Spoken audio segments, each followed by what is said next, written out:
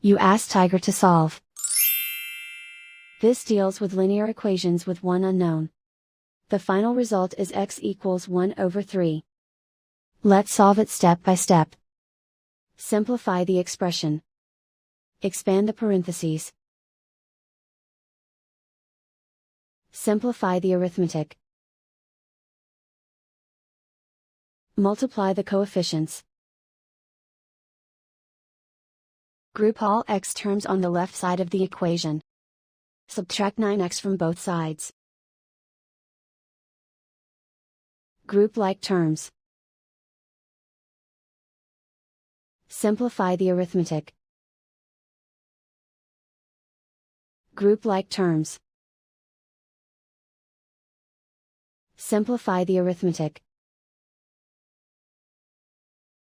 Group all constants on the right side of the equation. Subtract 10 from both sides. Simplify the arithmetic.